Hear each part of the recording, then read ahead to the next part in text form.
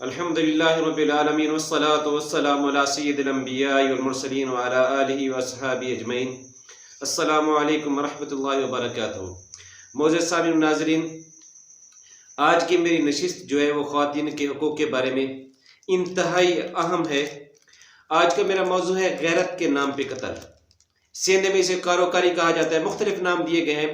غرض مقصد اس کا یہ ہے کہ غیرت کے نام پہ جو قتل کر دی جاتی ہیں عورتیں یا مرد، تو اس کے بارے میں ہم دیکھتے ہیں کہ قرآن و حدیث میں اس کے بارے میں کوئی ہمیں رہنمائی ملتی بھی ہے یا نہیں، اگر ملتی ہے تو کس انداز میں، کن الفاظ میں ملتی ہے۔ ہمارے معاشرے کا ایک بہت بڑا المیہ ہے، وہ یہ، اگر جنرلی طور پہ دیکھا جائے معاشرے میں، ایک ہی جرم میں مرد اور عورت دونوں شریک ہیں، اگر ایک ہی جرم میں، تو ہمارا معاشرہ جو ہے مرد کو اتنا سزاوار نہیں سمجھتا جتنا عورت کو سزاوار سمجھتا ہے۔ یہ ہمارے اپنے ذہن کے مطابق، ہماری سوچ کے مطابق یہ ہے۔ شریعت میں بالکل ایسا نہیں ہے۔ شریعت میں جیسا مرد قصوروار ہے ویسے ہی عورت، اسلام نے دونوں کو برابر ہی سزا دی ہے۔ اگر ہم معاشرے میں مرد کو جو ہے وہ سیو رکھتے ہیں اور عورت کے جس خاندان کی وہ بیچارے معاشرے میں منہ دکھانے کے لائق نہیں رہتے، اور مرد جو ہے وہ بے حیا کی تصویر بنا ہوا عام معاشرے میں گھومتا پھرتا ہے، اس کو کوئی کچھ نہیں کہتے، یہ ہمارے معاشرے کا المیہ ہے، ہمارا اپنا قصور ہے۔ جبکہ شریعت نے اگر سزا دی ہے تو دونوں کو بالکل ایکوئل برابر دی ہے۔ تو غیرت کے نام پہ قتل ہے۔ اس کے پہلے میں ایک ویڈیو، اس کا کانٹیکٹ تھوڑا سا لیان کے ساتھ جاتا ہے، اس میں پہلے میں ویڈیو بنا چکا ہوں، لنک آپ کو دے دیا جائے گا اس پہ۔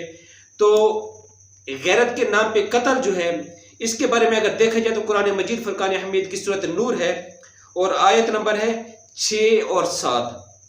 ترجمہ پیش کر رہا ہوں آپ کی خدمت میں۔ اور جو لوگ اپنی عورتوں پر بدکاری کی تہمت لگائیں اور خود ان کے سوا ان کے گواہ نہ ہوں، تو ہر ایک کی شہادت یہ ہے کہ پہلے تو 4 بار خدا کی قسم کھائے کہ بے شک وہ سچا ہے، اور 5ویں بار یہ کہے کہ اگر وہ جھوٹا ہے تو اس پر خدا کی لعنت۔ اور عورت کی سزا کو یہ بات ٹال سکتی ہے کہ وہ پہلے 4 بار خدا کی قسم کھائے کہ بے شک یہ جھوٹا ہے، اور 5ویں دفعہ یوں کہے کہ اگر یہ سچا ہو تو مجھ پر خدا کا غضب نازل ہو۔ یہ تو قرآن مجید فرقان حمید میں کوٹ ہوا۔ غیرت کے نام پہ قتل جو کیا جائے اس کی سزا یہ، اس کا طریقہ یہ اللہ رب العزت نے بتایا۔ اس کو میں ایک حدیث سے واضح کرتا ہوں، سمجھاتا ہوں۔ حدیث اگر دیکھی جائے تو حدیث ہے بخاری شریف کی، حدیث نمبر ہے 4745۔ عویمر بن حارث ایک میرے آقا کے غلام ہے، یہ عاصم بن عدی کے پاس ہے جو قبیلہ بنی اجلان کے سردار تھے۔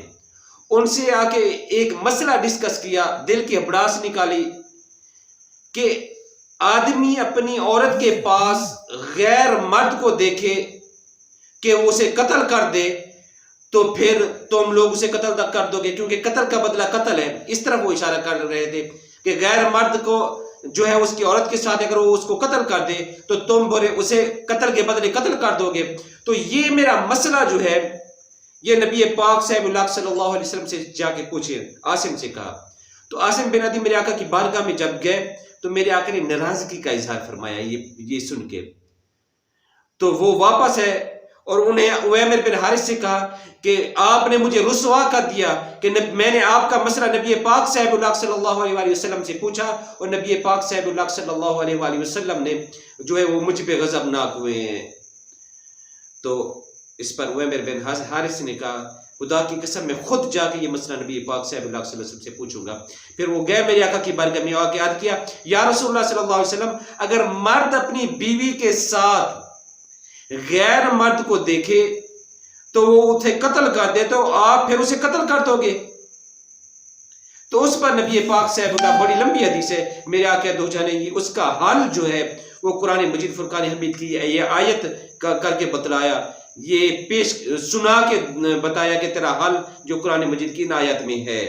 یہ طریقہ ہے اس سے خلاصی اور چھٹکارا پانے کا، اور قتل کسی صورت ٹھیک نہیں۔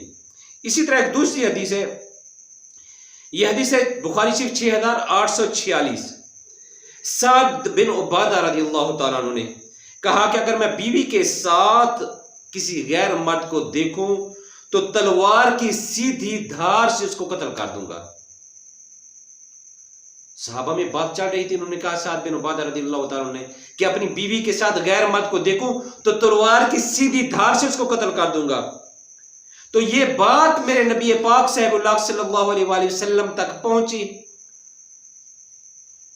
تو میرے آقا نے فرمایا صحابہ کو جن سے سعد بن عبادہ نے یہ بات کی تھی، میرے آقا نے فرمایا کیا تمہیں سعد کی غیرت پر حیرت ہے؟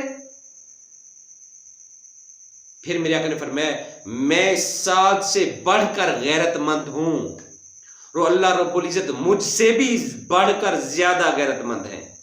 مطلب یہ تھا میرے آقا دو جہاں کا کہ اگر اس نے دیکھے اپنی بیوی کو تو غیرت ہے اس کی، لیکن اس سے بڑھ کر میری غیرت ہے، مجھ سے بڑھ کر اللہ رب العزت کی غیرت ہے، جس نے حکم دیا ہے کہ 4 گواہ ڈھونڈ کے لاؤ۔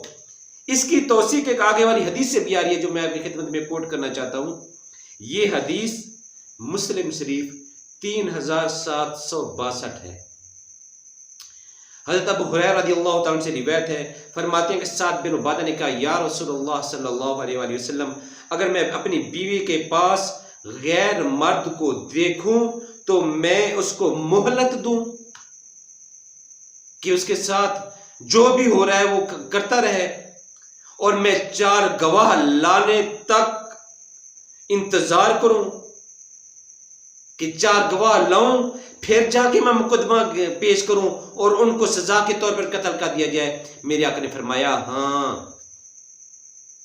اس سے 3 احادیثوں سے اور قرآن مجید کی آیات سے بات روز روشن کی طرح واضح ہو گئی کہ قصور شریعت کا نہیں، معاشرے کا ہے، ہماری کم علمی کا ہے، ہماری جہالت کا ہے۔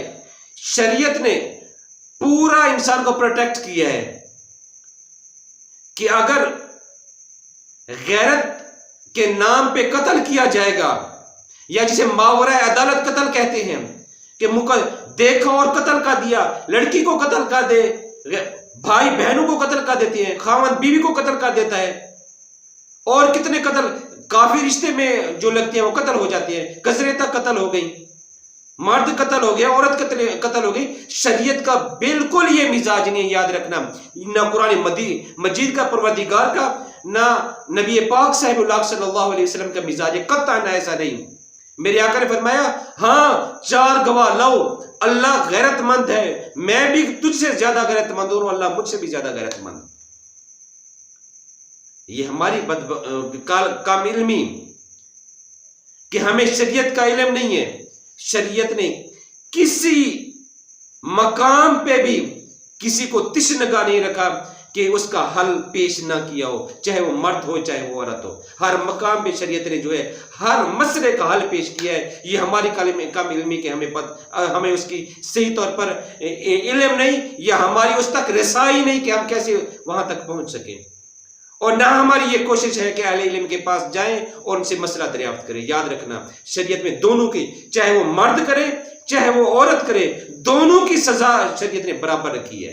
ایک ہی جرم، کوئی بھی جرم کرے گا، چوری کرے گا تو اس کی سزا ہے، اس کی ہر کام کی سزا مرد اور عورت دونوں کی برابر ہے، کسی بھی جو ہے وہ کمی بیشی نہیں ہے۔ تو اس مقام پہ بھی اگر المیہ ہے تو ہمارا شریعت نے دونوں کی سزا برابر رکھی۔ المیہ ہمارا ہے کہ ہم مرد کو جو ہے وہ کچھ نہیں کہتے، اس کو برا بلا نہیں کہتے، اس کو معاشرے میں اتنی سزا نہیں ملتی جتنی سزا ایک عورت کو مل جاتی ہے۔